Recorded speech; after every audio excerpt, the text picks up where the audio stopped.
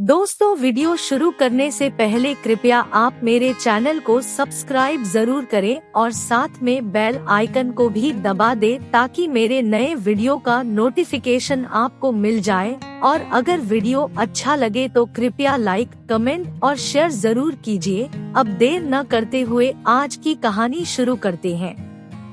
एक बार गुरु नानक देव जी भाई मर्दाना जी के साथ सतघरा नाम के एक गांव में पहुँचे।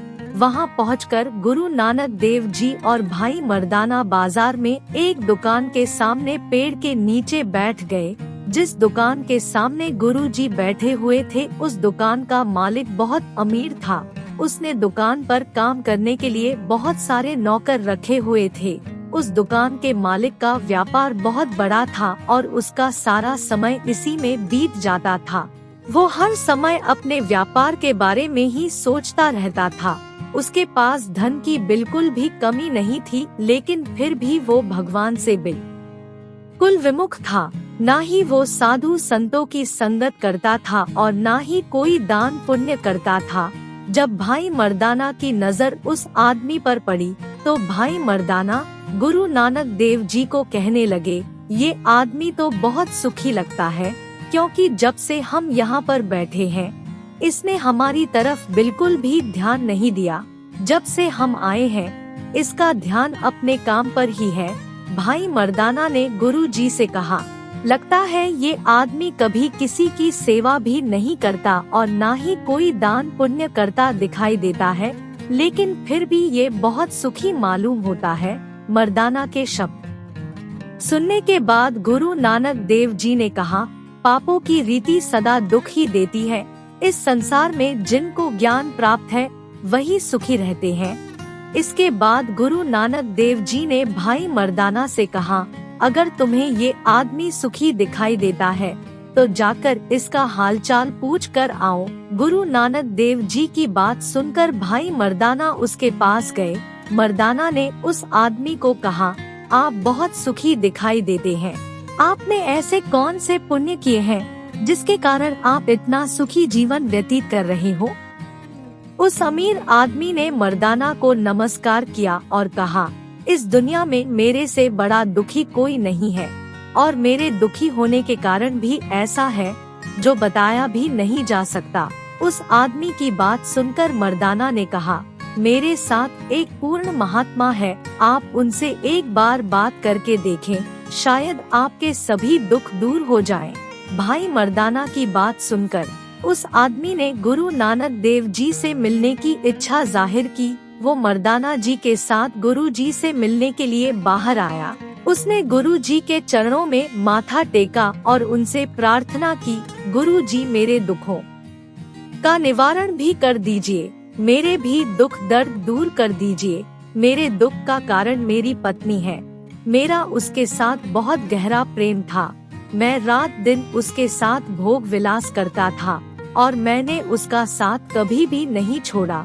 लेकिन एक बार वो बहुत बीमार हो गई और उसी बीमारी की वजह से वो बहुत कमजोर हो गई। उसकी ये हालत देखकर मुझे बहुत चिंता होने लगी, इसलिए मैंने बहुत दान पुण्य भी किए। एक दिन मैं रोता हुआ उसके पास बैठा था। उसने मुझे रोता देखकर पूछा, आप क्यों रो रहे हो? आप मेरी चिंता क्यों कर रहे हो? आप इतने धनवान व्यक्ति हो और आपके पास किसी चीज की कमी भी नहीं है। अगर मैं मर भी गई तो आप किसी दूसरी स्त्री से शादी कर लेना और उसके साथ भोग विलास करना। जैसे जैसे आपका समय उसके साथ बीतेगा आप उसके साथ खुश रहने लगोगे, तब आप मुझे भी भूल जाओगे, फिर आपको मेरी याद भी नहीं आएगी। ये सुनकर मैंने उसको कहा, तुम्हारे बगैर मुझे और कोई नहीं चाहिए। अगर तुम रही तो तुम्हारे साथ ही भोग विलास करूँगा, नहीं तो अपने जीवन की आस भी छोड़ दूंगा, क्योंकि तुम मुझे अपने प्राणों से ज्यादा प्यारी हो और तुम्हारे बगैर मैं किसी दूसरी स्त्री से कैसे यार कर सकता हूँ, कैसे उसे अपने जीवन में जगह दे सकता हूँ। मेरी ये बात सुनकर मेरी पत्नी बोली, आपकी बात पर मैं कैसे विश्वास करूं, क्योंकि अभी मैं जीवित हूं, इसलिए आप मेरे साथ ऐसी बातें कर रहे हो, लेकिन आपके मन के अंदर कुछ और ही चल रहा है। मैं उसकी बात सुनकर हैरान रह गया कि मेरी पत्नी मेरे बारे में ये सोचती है। परमात्मा की दया से कुछ समय बाद मेरी पत्नी ठीक हो गई। जब वो ठीक हो गई तो पराये मर्दों के साथ दुष्कर्म करने लग गई। वो जिसको चाहती उसको ही मेरी गैरहाजिरी में घर बुला लेती। उसने लोक लाज बिल्कुल ही छोड़ दी। अब वो रोज नए मर्दों के साथ दुष्कर्म करती है। मैं उसके ऐसे कर्म रोज अपनी आंखों से देखता हूँ और देखकर अंदर ही अंदर बहुत दुखी होता हूँ। मैं हर समय इसी चिंता में पड़ा रहता हूँ और इसलिए मैं आपको कह रहा हूँ कि मेरे जैसा कोई भी दुखी नहीं है इस दुनिया में, क्योंकि ये एक ऐसा दुख है जिसका मेरे पास कोई उपाय भी नहीं है। इस कारण मैं समाज में भी बहुत लज्जित होता रहता हूँ। उसकी बात सुनकर गुरु नानक देव जी ने कहा, पूर्व जन्म में तुम जैसे कर्म करके आए हो उसी के आधार पर इस जन्म में सुख और दुख भोग रहे हो। जो तुमने पिछले जन्म में किया है उसी का फल तुम्हें आज मिल रहा है। ये परमात्मा का नियम है। जो जैसा कर्म करेगा वैसा ही फल एक ना एक दिन भोगना ही पड़ेगा।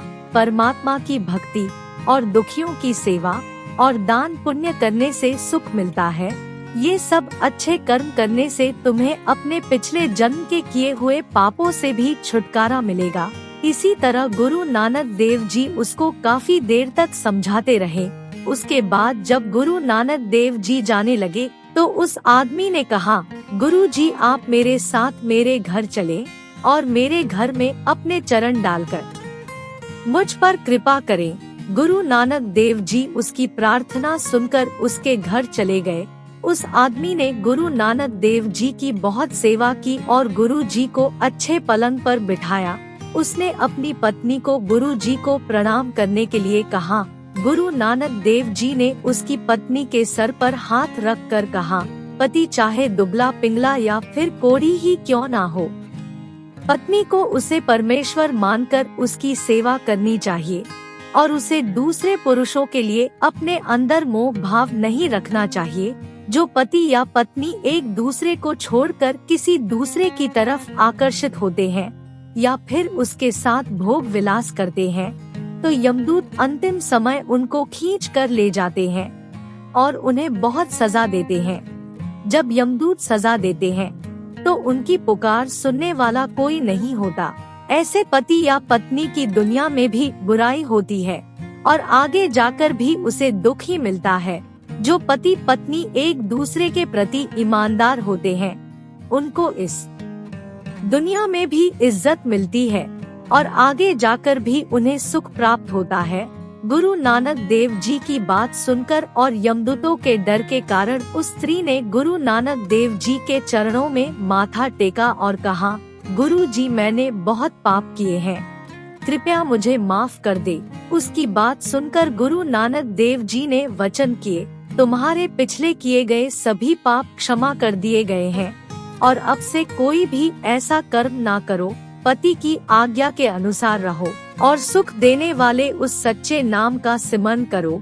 इस तरह गुरु नानक देव जी उन्हें उपदेश देकर लोगों का भला करने के लिए अपनी अगली यात्रा पर चले गए।